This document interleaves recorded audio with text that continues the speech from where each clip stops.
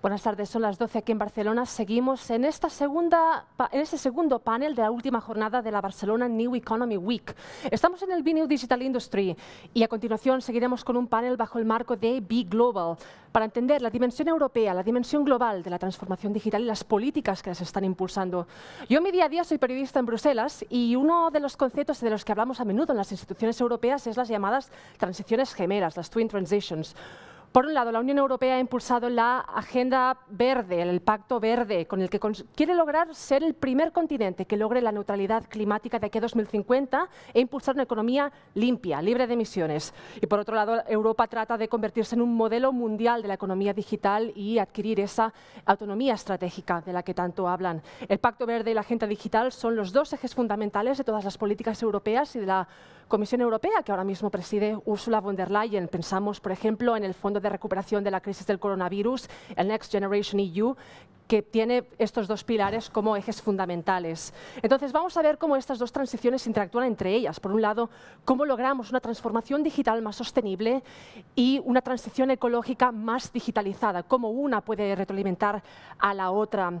Yo voy a presentar ahora mismo al panel que nos va a acompañar. Tenemos aquí a María Jesús Almazor, con nuestro venue partner, Telefónica, a María del Pilar González Gotor, Enrique Gutiérrez de la Rocha, y se nos unen online también Carme Artigas Brugal, secretaria de Estado, y la eurodiputada Eva Kaili, que se nos va a unir en breves instantes, si nos halla con nosotros. Estará con nosotros enseguida. Moderará también, y tengo el placer de presentar a Víctor Calvo Sotelo. Es director general de Digitales, la Asociación Española para la Digitalización. Ha ocupado numerosos cargos, tanto en el sector público como en el ámbito privado y en la administración pública. Por ejemplo, ha sido subsecretario del Ministerio de Fomento, presidente de Correos y Telégrafos y secretario de Estado de Telecomunicaciones y para la Sociedad de la Información. Señor Calvo Sotelo, dejo el panel en sus manos y muchas gracias a todos por estar aquí. Muchas gracias. Muy buenos días a todos y bienvenidos a este panel que se titula Modelando un futuro digital y sostenible para Europa. Es un honor para Digitales, que somos una asociación española y como asociación española muy europea, y diría que las más de 60 empresas que componen nuestra asociación tenemos un talante europeísta y estamos muy en sintonía con las políticas que se hacen desde Europa. El panel sobre un futuro digital y sostenible para Europa cuenta con unos magníficos representantes nacionales y europeos, públicos y privados, y con ellos vamos a hablar sobre qué futuro digital puede tener Europa en un momento en que la digitalización y la tecnología se ha convertido también en un factor geoestratégico y geopolítico y donde tenemos retos importantísimos. Encima de la mesa, el más claro, los fondos de Next Generation, que son una oportunidad histórica para transformar el país. Como decía, contamos con un panel de lujo y, por tanto, sin más dilación, doy paso primero a nuestra secretaria de Estado de Digitalización e Inteligencia Artificial, Carme Artigas. Secretaria, una primera pregunta desde la perspectiva del Gobierno. ¿Cómo puede España ayudar a construir una Europa digital más fuerte? Bueno, en primer lugar, buenos días a todos. Me hubiera encantado estar aquí y, bueno, por fuerza mayor no ha podido ser. Y gracias a la tecnología, pues podemos seguir cerca, ¿no? Y agradecer sobre todo a la organización de Barcelona New Economy Week formar parte de este espacio y poder compartir esta mesa con estos ponentes de tan nivel y poder discutir estas conclusiones, ¿no? Cómo avanzamos justamente hacia una Europa más digital. Preguntabas cómo España puede ayudar a construir esta Europa digital más fuerte y, en primer lugar, como cuarta economía de la Unión Europea, debemos y vamos a tener un papel fundamental en la construcción de esta nueva Europa digital. La recuperación económica y social va a venir de la mano de una profunda transformación que, sin duda, es en clave digital y España quiere liderar este proceso y convertirnos en una referencia de digitalización exitosa y con impacto en la realidad social española. De hecho, tenemos el plan de digitalización más ambicioso de la Unión Europea. Somos el país que dedica mayor porcentaje de los fondos de recuperación a la transformación digital y es una apuesta sin precedentes que implica unas reformas estructurales de nuestro modelo productivo y de nuestro tejido económico y social. Esta inversión, que va a suponer un tercio prácticamente del total de los fondos de recuperación que recibiremos, permite que tengamos los recursos las infraestructuras y, por supuesto, la determinación política para proyectar una España líder en el desarrollo digital de Europa. Una posición que no hemos tenido nunca y que debemos reclamar, porque tenemos un peso específico ya en la economía europea. Contamos con una perspectiva, yo diría que estratégica y a la vez diría inteligente y transformadora, porque la estamos basando en esos dos ejes que bien decía la presentadora, la transformación digital y la transición ecológica, que se retroalimentan y que generan sinergias. En este sentido, en España estas sinergias tienen un potencial único, debido a las características como país que nos van a diferenciar. En primer lugar, tenemos un capital humano de referencia, un talento digital valorado y demandado en todo el mundo que va a ser determinante para impulsar nuestra competitividad. El problema que tenemos es que hasta ahora este talento lo hemos exportado porque en España no encontraba las oportunidades para su desarrollo y su crecimiento, y eso es lo que debemos cambiar de manera urgente. Por otra parte, estamos apostando por impulsar el valor del emprendimiento y de la innovación, con ejes básicos del proyecto digital europeo, como es el anteproyecto de ley de la ley de startups, que esperamos llevar al Consejo de Ministros antes de final de año. También estamos apostando con la Estrategia Nacional de Inteligencia Artificial, con tecnologías disruptivas como la inteligencia artificial o el Big Data, en línea con la voluntad de la Unión Europea para liderar globalmente estos sectores con un enfoque distinto. En primer lugar, como un elemento transversal, con potencial transformador de primer orden, no solo en la industria tecnológica, sino sobre todo en los sistemas productivos tradicionales. De hecho, hace menos de un mes que abrimos una convocatoria de ayudas para integrar la inteligencia artificial en la cadena de valor de la economía existente, justo como reza el título de este seminario, hacia una nueva economía, que es una economía del dato. Tenemos también algo único, que es una apuesta respaldada por la colaboración público-privada. Esto es un elemento clave. Y últimamente vemos la confianza de muchas empresas multinacionales instalarse en nuestro país para crear centros de investigación de alto nivel. Recientemente en Barcelona, donde estáis, pues Microsoft anunció la creación de un hub de investigación de inteligencia artificial, que es el único que abrirá la multinacional este año en Europa. Por lo tanto, España tiene unas características que nos permiten ver con optimismo el futuro y pues ver en confianza las nuevas capacidades que tenemos para Europa y para ponerlas a disposición de este proyecto europeo. También formamos parte de proyectos comunes, ¿no?, que van en la línea de la soberanía digital, como es el proyecto Gaia X, en el que España ha abierto ya su hub nacional con el objetivo de compartir datos industriales a nivel europeo y generar a partir de ahí una competencia global única. Con el objetivo, por lo tanto, de que queremos ser como España un actor clave para consolidar la soberanía digital europea. Entre otras cosas, lideramos junto a Alemania un ambicioso proyecto que aspira a avanzar hacia una identidad digital transfronteriza basada en lo que es la identidad autogestionada, porque siempre queremos añadir a toda esta transformación la perspectiva ética, la perspectiva de que los ciudadanos deben controlar y ser los propietarios de los datos. Y es en este sentido donde España se está posicionando a nivel mundial como el país que está impulsando esta perspectiva ética y humanista de la tecnología, con la elaboración de la Carta de Derechos Digitales, que es pionera y está siendo de referencia no solo a las discusiones que tenemos con los socios europeos, sino, como tuve ayer, en la OCDE o en el G20. Por lo tanto, somos un enlace, además, básico y estratégico con otro actor clave en el económico y geopolítico, como es Latinoamérica. Yo creo que con estos activos de país, si somos capaces de aprovecharlos y desarrollarlos, podemos, por supuesto, contribuir a esta visión de liderazgo para una Europa digital mucho más fuerte. Muchas gracias, secretaria. Enrique, como responsable del Deloitte European Center for Recovery and Resilience, estáis muy encima de todo el proyecto de fondos europeos. Hay muchas empresas expectantes con todo este proceso. Mi pregunta es, ¿cómo veis vosotros que se van a canalizar estas ayudas en España?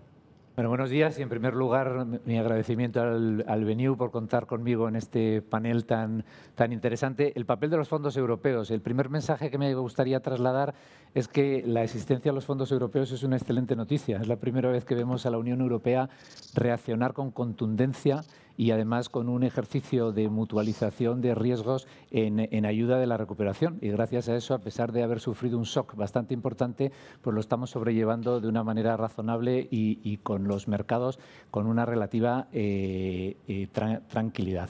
Las ayudas europeas además impactan a España de forma importante porque el volumen destinado a España es importante porque somos el país que más ha sufrido junto con Italia y lo que nos ofrecen es una oportunidad histórica que debemos aprovechar de canalizar esa ayuda en un impulso del proceso de transformación al que ya se ha hecho referencia, tanto digital como ecológico, donde la transformación digital tiene un peso fundamental. La transformación digital de nuestras empresas es esencial para su competitividad futura. Eso no hace falta que lo desarrolle porque es casi una obviedad. Y en la introducción explicabas, y yo estoy muy de acuerdo, que se está convirtiendo incluso la tecnología y el liderazgo en la tecnología en un factor de importancia geoestratégica. Estamos viviendo un momento de reposicionamiento del mundo, donde ya no solamente competimos en lo comercial y en lo económico y en lo militar, sino también competimos en lo tecnológico de una manera muy decidida. Bajando a un plano un poquito más cercano y al impacto de los fondos europeos en el tejido empresarial español y en cómo van a funcionar los fondos europeos, o mejor diría, cómo están ya funcionando, los fondos se van a invertir de acuerdo al Plan Nacional de Recuperación, Transformación y Resiliencia, que es un plan que ya está aprobado y que es un plan que tiene algunas características que me gustaría resaltar. Primero, es un plan ambicioso. Es un plan ambicioso en las inversiones que compromete y en las reformas que compromete. Yo creo que eso es un primer buen mensaje. Y lo decía la Secretaria de Estado y lo reitero yo, es un plan que sobrepondera la inversión en transformación digital en comparación con las recomendaciones que veníamos recibiendo de Europa. Vamos a invertir más en transformación digital de lo que Europa estaba recomendando que hiciéramos. Por lo tanto, pone en prioridad absoluta esa transformación digital, que es un reto complejo.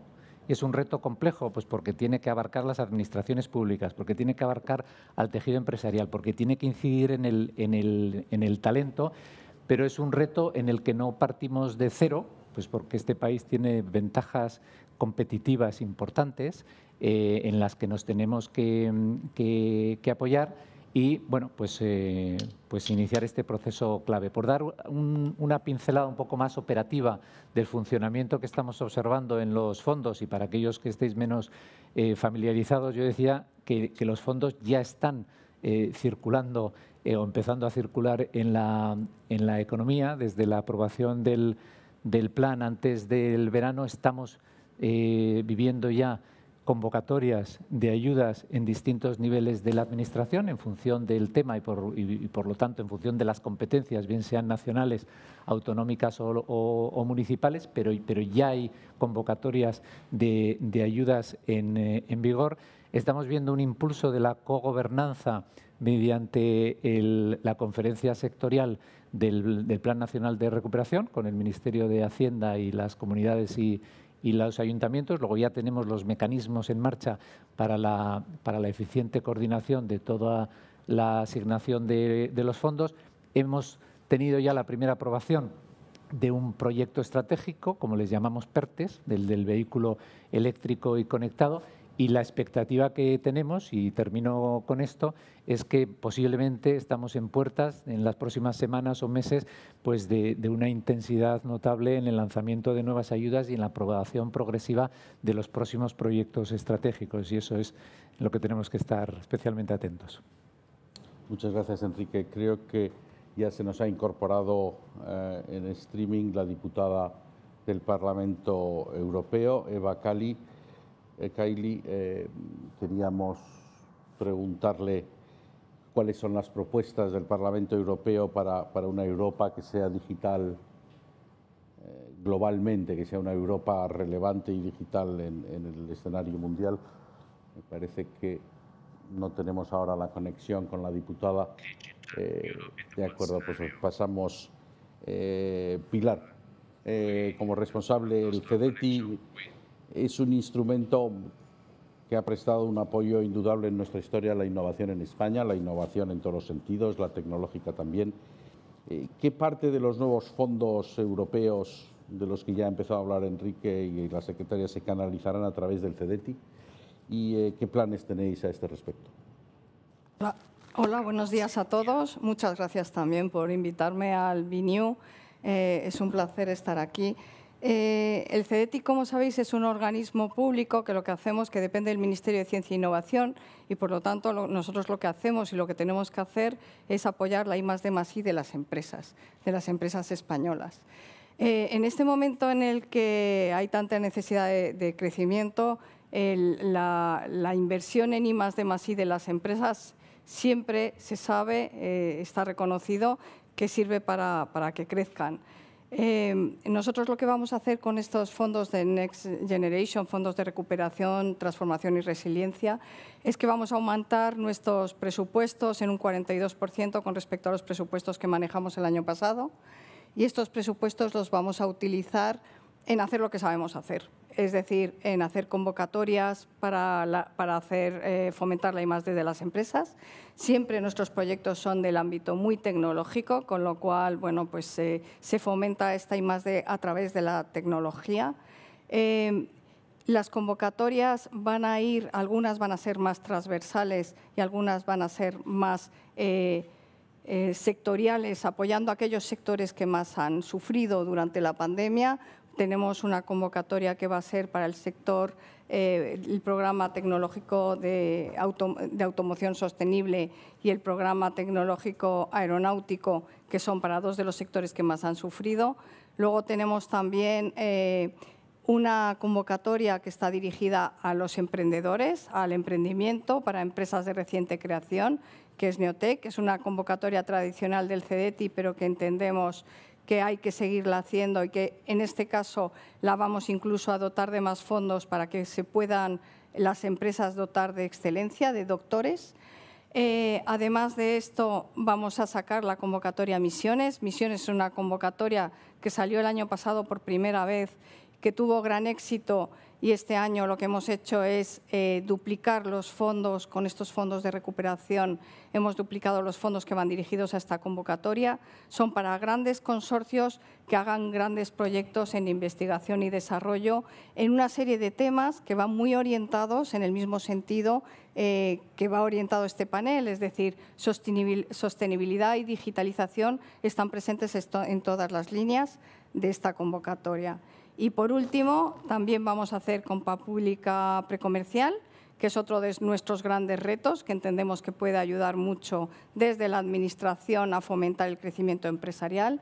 Y también hemos creado un fondo de transferencia de tecnología, que lo que queremos hacer es fomentar, a través de nuestra sociedad Invierte, que es una sociedad de capital riesgo, que lo que queremos hacer a través de este fondo es fomentar la creación de spin-offs desde organismos de investigación. Entendemos que es un reto en España el que esos proyectos que están en los organismos de investigación lleguen al mercado y, por lo tanto, entendemos que esa transferencia de tecnología es fundamental apoyarla, y este es un buen momento con los fondos para hacerlo.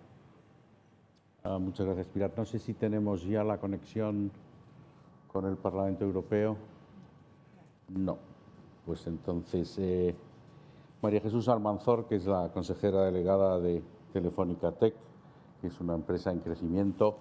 En tu contacto con el sector privado, ¿cuáles son los principales retos que estáis viendo que tienen las empresas para su proceso de digitalización? Bueno, la verdad es que esta pregunta toma especial relevancia en este momento, ¿no? Seguramente si me hubieras preguntado esto hace un año y medio, hubiera contestado de una manera diferente. Y es que la pandemia lo que nos ha traído sobre todo es una aceleración en cuanto a la digitalización, en cuanto a cómo estamos. Podemos hablar de que estamos estimando que aproximadamente hemos acelerado la digitalización en 5 años, es decir, que en términos de digitalización estamos como en el 2026. Pero la verdad es que lo que nos ha traído es a las empresas de estar pensando en que debemos de digitalizarnos a tener que ejecutarlo y además hacerlo de manera urgente, ¿no? Y eso pues especialmente es un reto doble, ¿no? Es un reto porque ya la transformación digital en sí es un reto, pero además si hay que hacerla rápido y de manera urgente para la supervivencia, pues es un reto doble, ¿no? Según McKinsey, el 16% de los directivos de algunas empresas creen que lo que están haciendo para la transformación digital no resulta prácticamente exitoso, ¿no? Y es que hay realmente un debe en bastantes cosas. Tenemos bastantes cosas que cambiar y que abordar para que estas cosas pasen. La primera es, sobre todo, el disponer de capacitación digital en nuestros empleados, ¿no? A nivel también de expertos, porque para realizar esta transformación la verdad es que hay que hacerlo con expertos, no se puede hacer con cualquier tipo de perfil. Y lo cierto es que a día de hoy pues, existe poca capacitación para esto. Nosotros en Telefónica Tech la verdad es que hemos abierto una línea totalmente de asesoría a las empresas, porque definir la tecnología, hacer esa hoja de ruta, diseñar tu plan para la digitalización es clave para definir tu futuro. Y es muy diferente definir una tecnología o elegir una tecnología u otra. Por lo que aquí la recomendación es asesorarse, acompañarse con alguien experto y que te ayude realmente a definir esta hoja de ruta y a definir la tecnología que vas a requerir, ¿no? Y eso realmente es algo muy, muy relevante en este momento. El primer paso o el primer ingrediente para la digitalización no es completa ni puede pasar sí o sí si no migramos a la nube. Y esa migración a la nube, primero, debe ser segura. En el momento que estamos abordando todo el mundo de los datos, pues evidentemente debemos abordar un mundo de ciberseguridad que es novedoso, que es innovador y además que es muy cambiante. Y todo esto nos tiene que ayudar a definir ese plan, como decía, totalmente estratégico y esa hoja de ruta para llevarnos a esa digitalización. La verdad es que son muchos retos altamente cualificados en cuanto a capacitación digital y que los tenemos que definir y sentir en muy, muy poco tiempo. Y eso es algo que tienen que abordar ahora mismo pues la mayoría de las empresas, ¿no? El 70% de los empresarios dicen que el real obstáculo para no digitalizarse precisamente son estas capacitaciones digitales. Y eso es algo que es clave en abordar, ¿no? Y no me refiero solo a las habilidades digitales de los propios empleados, sino, como decía, pues el tener un conocimiento y una expertiduría para tú poder abordarlo. Así que tenemos un reto por delante y, sobre todo, es un reto de temporalidad muy, muy, muy claro. Muchas gracias, María Jesús. I think we have now online Member of Parliament, Ms. Eva Kaili. Thank you very much for joining us here. We would like to hear from you what proposals for a globally relevant digital Europe are coming from the European Parliament.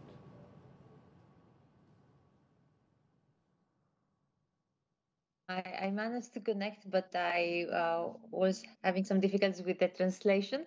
So now I can also listen to you, and I have to thank you for the invitation, and especially Mr. Navarro and Ms. Bianca Sorig for inviting me. It's a very interesting topic, and I have been following the developments in Spain, especially when they drafted the Foresight report. It's the first country that did so, and I felt that they managed very well. It could actually work as a blueprint for the rest of Europe. So I have the I think that basically we will learn from you because you have managed to prepare a strategic plan for the future, taking under consideration both sustainability but also digitalization. It is a priority for Europe, but then each member state has to present its own strategy, as we all know, and this is how we will manage to follow the path for the digital decade 2030 that was presented also recently. So for Europe's recovery and long-term competitiveness, it's also critical, as we have now all agreed that we need to have a green transition too. I can quote the European Investment Bank that has referred also to the need of having digital technologies like artificial intelligence and blockchain as two of the most transformative and disruptive technologies of our times. And the warning that they also issued basically next to this statement is that Europe's total investment gap, it is 5 to 10 billion per year. This means we need to invest more, and we need to have this prism of green and digital at the same time. Recent analysis by OECD also points out that venture capital investment has increased, but however, 80% is going to companies that are based in US and China. This would mean around 40 and 20 almost billion, while Europe attracted only 4%. So in order to do better, we need to have definitely a European support and also a European strategy. I can tell you that I believe that in order to lead, we have also to decide how we want to lead, and this is what we chose to do, is to delay, but definitely lead with quality and to protect our fundamental rights. Still, we need to take more bold steps to build a digital ecosystem that can ensure our competitiveness and innovation. We have now the EIC, European Innovation Council, that is trying to keep companies that we have invested, the startups, to be able to scale up and grow also by staying in Europe and not to go to the more, let's say, used to invest in the risky startups in US and China. So in order to do that, we have already managed to fulfill a puzzle of creating a European digital single market. And this means we have the Artificial Intelligence Act, the Data Act, we have the Digital Finance that we are trying to complete by 2022. And at the same time, we call for the member states to present their strategic foresight reports. I would like to highlight a couple of things from Spain that I think should become lessons for all the member states. So for the digital transformation, they have tried to design a process where they will create 150,000 jobs, green jobs, and strategically chosen to work for the Battery Alliance. We understand that all these technologies, they need to have to make sure we are energy efficient and sustainable to achieve and to have the full deployment of those and the benefits. And Europe has not managed to do that at the European level. So Spain has basically highlighted that this would be one of the top priorities. At the same time, the 2030 policy program, the Path to the Digital Decade, it sets our targets to achieve in 2030 in order to be more digitally sovereign in an open and interconnected world. And it highlights also that we want to have increase of digital skills and, of course, improve the ecosystem. We need to have more funding, and we need also to be able to work together at the European level. The European Parliament is working on these legislative proposals. Even the cybersecurity aspect is very important, and we have been completing the NIS2 directive, so to broaden the scope of the cybersecurity, which means by design, by default, all the companies, if they offer services in EU, should comply with our requirements.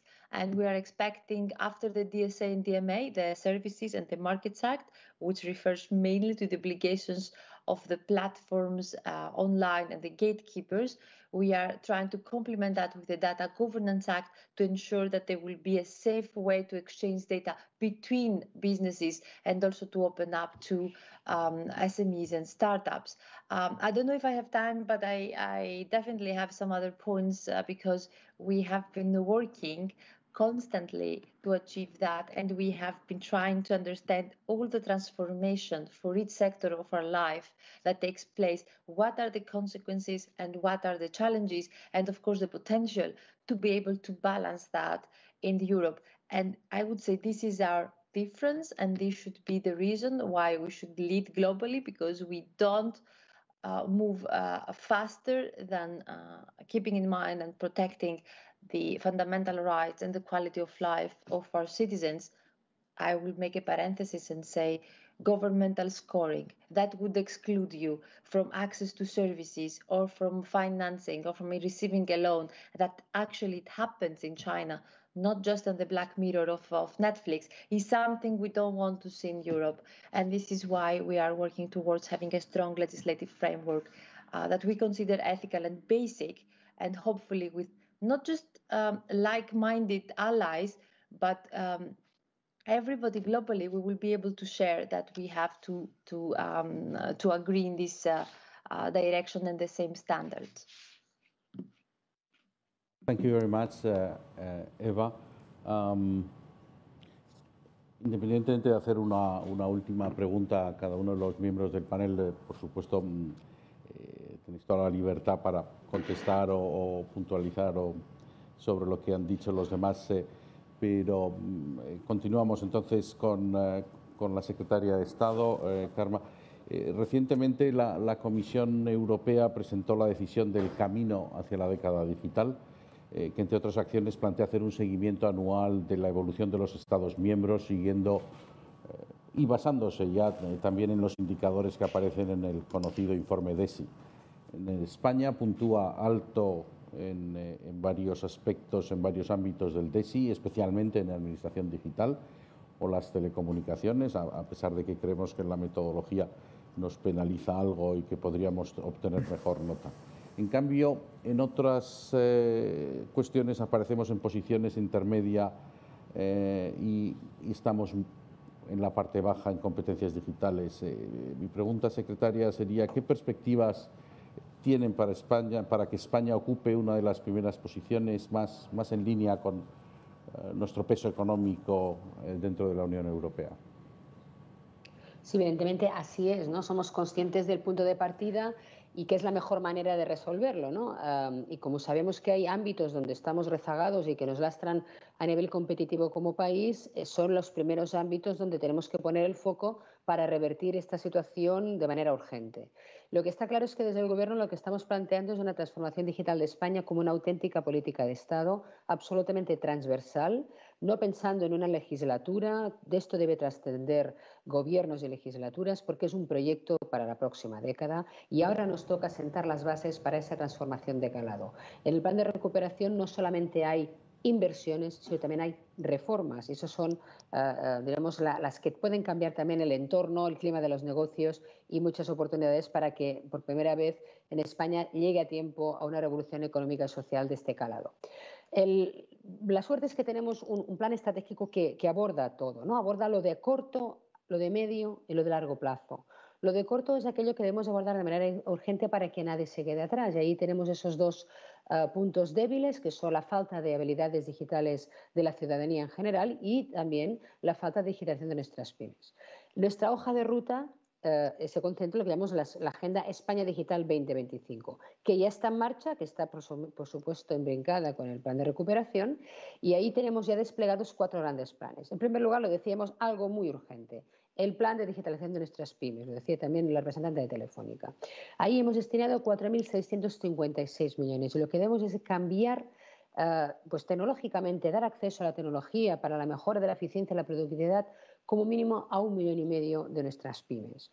Esto es muy importante porque si algún punto débil tienen las pymes y que la tecnología permite resolver, es algo que tradicionalmente la empresa española ha hecho mal, que es ganar tamaño y trabajar en red. Y la tecnología justamente nos permite eso, trabajar en red y escalar. Por tanto, debemos facilitar el acceso a la tecnología y ahí vamos a poner en marcha antes de final de año nuestro proyecto del kit digital en el que vamos a pues dar acceso a las pymes de nuestro país por distintas fases en función de su tamaño a poder contratar servicios de digitalización y de transformación digital y acceso a servicios de tecnologías en la nube. Por tanto, aparte de eso, vamos a dotar una partida muy importante a lo que es la formación digital de nuestras pymes, no solamente en aspectos técnicos, sino sobre todo en el cambio cultural, que es lo que realmente necesitan. Otro tema muy importante, donde España está bien, pero aún tiene un alto recorrido, sobre todo en lo que es la usabilidad hacia el usuario, es en la digitalización de las administraciones públicas.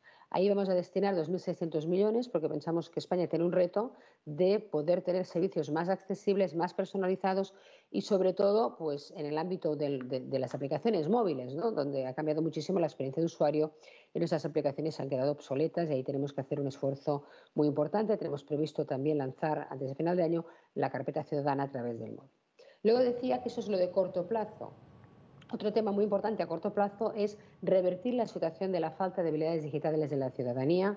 Un 43% de los españoles carece de habilidades digitales básicas y eso lo vamos a resolver con el objetivo de alcanzar el 80% de población con competencias digitales básicas antes de 2025 con el Plan Nacional de Competencias Digitales que tiene más de 3.750 millones, que evidentemente cubre no solamente la parte de ciudadanía básica, sino también la reforma necesaria de nuestro sistema educativo, de la FP, imprescindible para dotar al mercado de la personal que necesita para abordar esa transformación, pero a la vez debemos aportar también lo de largo plazo. Y ahí tenemos la Estrategia Nacional de Inteligencia Artificial y de la Economía del Dato, con un despliegue ya pues, de dinero público en estos 3 años primeros de 600 millones de euros, donde además se le suma algo muy importante que ha comentado la representante del Parlamento Europeo, Eva, que es la necesidad de mantener las empresas europeas en Europa, de apostar por la innovación y de hacer que crezcan en Europa. Ella hablaba del European Investment Fund, un gran instrumento.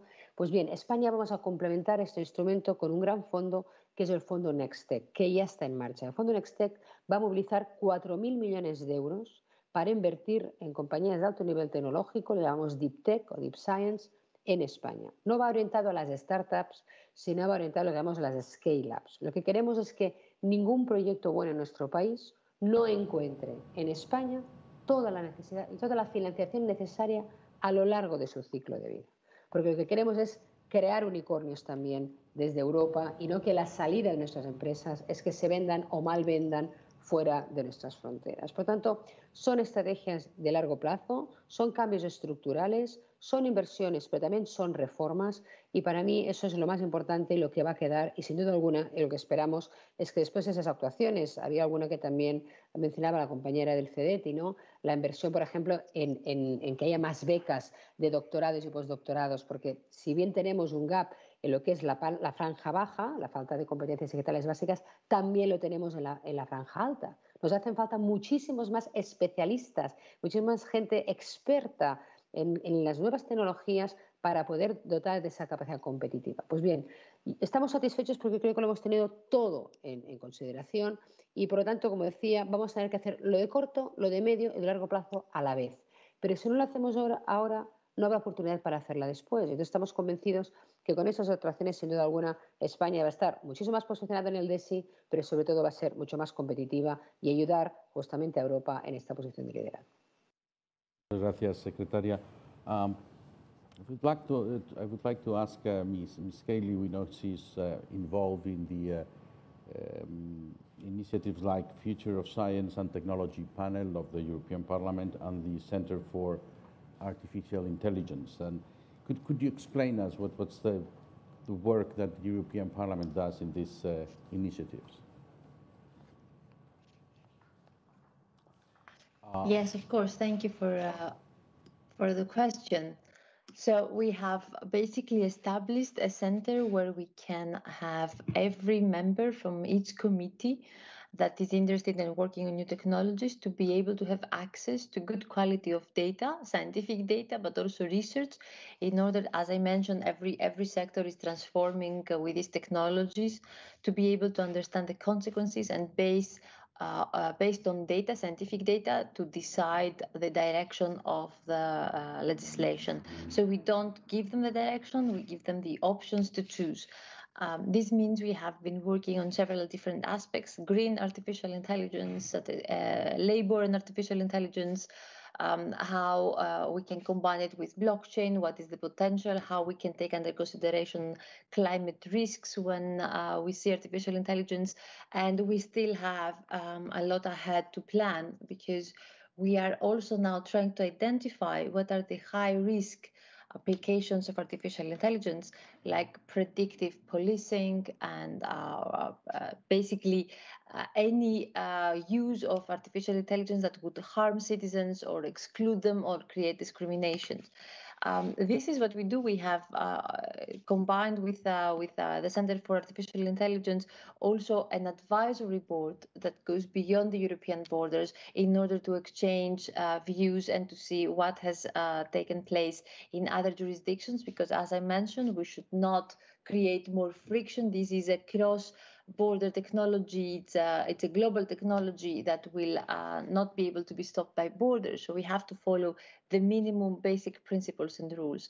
So what we try to do is to understand also different aspects. So we are collaborating with OECD. I would say this is actually a historical collaboration with the parliamentary network, and we try to expand basically already our influence, similar to what we did with GDPR. to be able to agree with more countries in the basic standards on how to deploy artificial intelligence, and also to conduct research together, and to have events that we co-host so we can understand what are the challenges that we face per sector. We have ILO, International Labour Organization, IEEE, the Standards Association, the Global Standards Association of engineers, to see how ethics could be embedded by design, because it happened that in some cases companies told us that they cannot include ethics by design. But if you talk to developers and engineers, you understand that it's up to them how they will design the system. So you can achieve the same results and the same quality of work, but taking under consideration also the ethics of the system. I will give you an example. When you design the system for, let's say, similar to Uber, you can design it to benefit just the company, or you can design it and take it under consideration how you can facilitate and make it easier and beneficial also for the drivers, while of course you are offering the best services for the clients. And this is something that has been now something that we are working on, and we have already agreed in several principles of transparency, of responsible AI, safe AI, and we will try to have a code of conduct in any case for anyone who wants to design a system, before we have the legislation that will oblige companies to follow the minimum obligations and responsibilities, especially if we're talking about high-risk artificial intelligence. So this is a work that's now ongoing, and it's going to be very interesting, of course, if anyone wants to contribute, either to inform directly me through my social media, or to contact the European Parliament, because this will be a work that is shared among several committees. For example, the Committee for Economic Affairs, for Trade, for Labor. It has to do with human rights, liberties, and we understand already that since yesterday or 2 days ago, facial recognition, the Parliament decided that it's not acceptable to be used in public spaces. We understand that we need to find solutions and decide what kind, if any, exceptions should exist, for example, for terrorist attacks or for children that are missing. So this is our role. Our role is basically to coordinate and to offer excellent quality of data for all these different aspects that we're trying to create legislation on. To avoid creating more friction. You know, whenever I talk to people that work on artificial intelligence or blockchain, I know they want legal certainty, but they are really quite defensive when they meet politicians because they don't want the extra burden. We've calculated the burden basically of cybersecurity obligations and also the requirements I'm mentioning, and we saw that the benefits we're running out of time, I'm afraid. Also for the companies. Thank you. Yeah, okay, thank you very much. Because we are running out of time, and we want just one final opportunity for everyone. María Jesús, os pido brevedad para poder tener luego al final cada uno medio minuto de las ideas principales. Telefónica Tech tiene un ámbito de actuación muy amplio de productor, integrador, distribuidor. Dos preguntas. ¿En qué ámbitos concretos de la producción tecnológica pensáis que destacamos en España y qué sectores podrían ser diferenciales en nuestra economía dentro de Europa? Bueno, pues la verdad es que es verdad que España cuenta ahora mismo con una situación privilegiada en cuanto a la conectividad. Es referente en Europa, es referente también a nivel mundial, y esto pues sí tiene que impactar en el futuro que viene, ¿no? Al final, las nuevas tecnologías que tenemos que adoptar tienen que basarse en esa conectividad, y estamos muy por delante, ¿no? Me estoy refiriendo al propio Edge Computing o al 5G, al IoT, al Big Data, a la inteligencia artificial. Lo cierto y verdad es que la conectividad pues al final nos da una posición de salida muy privilegiada. Si vemos, por ejemplo, hay ejemplos ya claros de que somos claramente atractivos en nuestro país para las empresas tecnológicas, pues mucho debido a esta conectividad. Por ejemplo, pues los anuncios que ha habido hace muy poquito de los hiperescalares, ¿no? Donde iban a instalar sus infraestructuras en nuestro país, algunas de ellas incluso en infraestructuras de Telefónica, pues son parte de esa atracción que tenemos como país a las empresas tecnológicas. Pero tenemos que ir un poquito más allá. Esto con la conectividad no basta, no es suficiente. Lo primero y muy importante, y lo ha mencionado de alguna manera la secretaria de Estado y estoy totalmente de acuerdo, y es en el talento, ¿no? Tenemos que mantener y tenemos que retener el talento que tenemos. Si no, esto no va a ser posible para ser pioneros en las empresas tecnológicas y en otros ámbitos de producción y en otros sectores. Y por ello es clave y va a jugar un papel clave la formación profesional, donde tenemos que adaptar rápidamente esta formación profesional a estas nuevas profesiones y a todos estos nuevos perfiles que vienen, ¿no? También con másteres de posgrado y doctorados. Todo eso que nos ayuden a mantener todo este talento. Y como tengo poco tiempo, si quieres para el último minuto dejo el mensaje. También con brevedad, Pilar, uno de los títulos, dentro del título de este panel está la sostenibilidad. Que te quería preguntar cómo veis, cómo implementáis en el CDTI este aspecto de la transformación digital. Siempre hemos tenido en cuenta en nuestros instrumentos, en la parte de la evaluación, tenemos en cuenta positivamente a la hora de evaluar los proyectos, que los proyectos sean sostenibles, es decir, se puntúa siempre este aspecto, de siempre, no ahora. Pero efectivamente en nuestras convocatorias ahora, que son más temáticas, lo que hemos hecho es introducir temas que van muy dirigidos a la digitalización y también efectivamente a la sostenibilidad. Por ejemplo, hablaba esta mañana, cuando ha empezado el panel, hablaba sobre las nuevas convocatorias, el Plan Tecnológico Aeronáutico, por ejemplo. Lo que buscamos, una de las líneas que tiene es el avión cero emisiones, o en el caso del Plan Tecnológico de Automoción Sostenible buscamos también el vehículo cero emisiones, o en misiones, parece que todo se llama de la misma manera. En misiones lo que tenemos es una serie de retos, 9 misiones que las empresas tienen que hacer proyectos dirigidos a estas misiones. Y para que veáis un ejemplo de hasta qué punto buscamos la sostenibilidad en estos proyectos, hay 3 de ellos. Uno de ellos, por ejemplo, es agroalimentación, para el sector agroalimentario, y lo que buscamos es la optimización del recurso hídrico, tan importante en España, el agua. En otro lo que buscamos es economía circular, reciclado de materiales poliméricos, tema absolutamente de moda, como todos sabéis. Y en otro, por ejemplo, por supuesto, las energías renovables no pueden estar fuera de los retos a los cuales nos enfrentamos, su mayor gestionabilidad a través del almacenamiento y el uso del hidrógeno verde, tanto para almacenamiento como para combustible. Y, por último, también otra de las misiones es la de, en este caso, transporte sostenible, que ya va más allá de lo que es automoción o aeronáutico, sino que sería ferrocarril o naval. Qué importante es que los barcos, que son súper contaminantes, evolucionen hacia combustibles menos contaminantes. Y con esto lo dejo y así. Enrique, vamos muy mal de tiempo. ¿Qué consejo breve le darías a un emprendedor interesado en las ayudas europeas? Muy breve. Las empresas tienen que identificar los proyectos coherentes con el plan nacional que puedan eventualmente beneficiarse de las convocatorias de ayuda y tienen que estar atentos a las convocatorias ahora que ya están funcionando.